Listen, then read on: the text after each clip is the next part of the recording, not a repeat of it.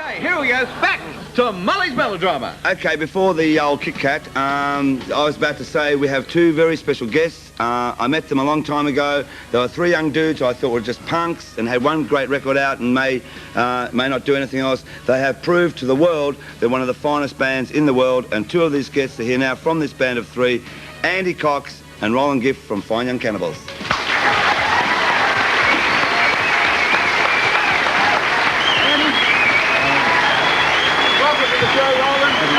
Take a seat down there. Oswald Q. Ostrich. How do you do? Over to you, Mol. In-depth questions, come on. You've just flown in, you're doing a promotional tour. I saw, in fact, on the Today Show when I was in America, where you said you were very tired because you've gone through a grueling 12 months. You've done films, you've got this wonderful album, The Raw and the Cooked. So how do you really feel? We feel like a couple of punks, actually. Yeah. We'll get you a couple. There might be some in our audience. Punks in the audience? No, we're fresh out of punks, I'm sorry. Hey, Mr. Meldrum, could you just ask an in-depth question down here, guys? Have you ever eaten any of your audience? No, Dickie, the name Cannibals is only... Oh, they're not real ones? No, they're not real cannibals. No. Don't worry about me, guys. I think they're thinking about it, Dickie.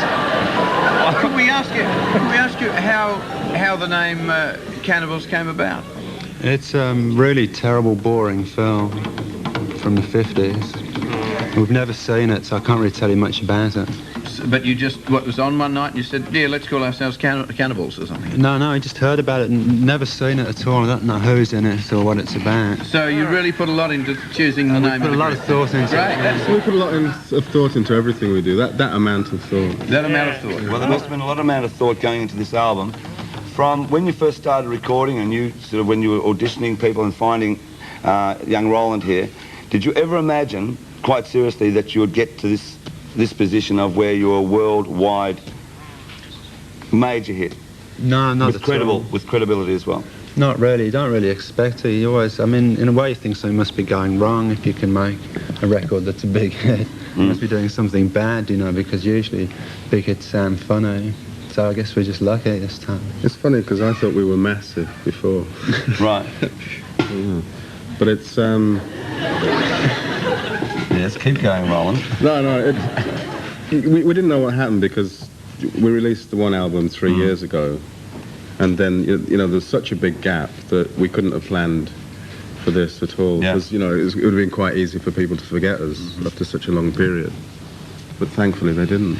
But even when you had then, which people can say audacity, when they say do a cover version of a Beatles, you did a cover version of an Elvis Presley number.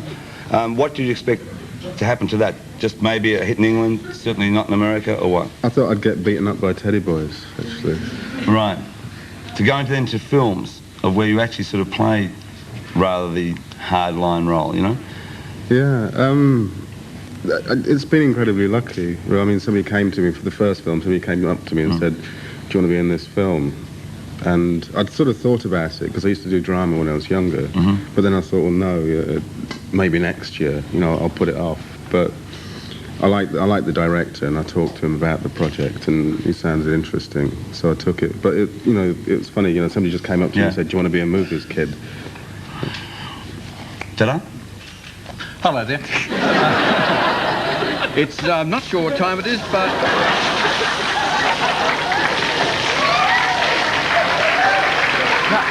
Suddenly I thought, hang on, a bit of excitement over here, but it's now approximately such and such time into the show for anyone taking pills at home. All right, now going back to this album, She Drives Me Crazy has been a huge hit for you. There are as many varied songs in this album. Good thing, of course, the single at the moment is racing up the charts. Again, it's been massive. I mean, #1 in America, #1 in England, #1 here. The big question is, are you going to tour? You're out for a promotional tour. Are you going to come here and tour? We might not for a while, actually. We might. Oh, there you go. Oh, we were hoping you'd say, next week, like in a few months' time, we're it might be a few months, but I think perhaps we're going to make another LP first. But then you never know. I mean, we're very changeable people. You're very changeable people, and if you want to, like, you could stay at home, make records, sell millions of them, and not bother to tour at all. That's We right. could do that. Yeah. But then again, you wouldn't get to see the world. Now, first time to Australia Yep. for both of you? Now, are you going to be able to get out of the cities and see anything? For instance, are you going to get to Ayers Rock or anywhere like that? No. You'd love wombats. They're really great. Wombat. I was hoping to see a wombat. Are you a wombat? Yeah, perhaps No, we could take... she's not a... No, she's not an... Are you big in Africa? Because he's an ostrich. I'm an ostrich. You Yeah. get to see plenty of his relatives if you... Yeah, I'm a pink one. Yes, Oh, very unusual. Slightly embarrassed. Perhaps you guys would like to come out with me tonight and, we kick up our heels at the Swagman or something. Whichever, if you don't get a chance to get out of the cities, we hope that you enjoy your stay anyway. And thanks for popping in to see us on the show. Pleasure. And I hope that you get out of here alive because there are a lot of people waiting to see you at the gate. Yeah. Yeah. I mean, not bailiffs or anything. I mean, just nice people want autographs. They are lovely. All right, and people. I just want to simply say that as the intro, to come out of what you've done, say 4 or 5 years ago, to imagine that you would come up with such quality product, and especially with this album, which is one of the finest albums that's come out of '89, and you deserve to be one of the top groups in the world, and I applaud you, and I'm sure Australia does as well. Thanks, Roland. Thanks, Andy. Here it is, a good thing. Thank you.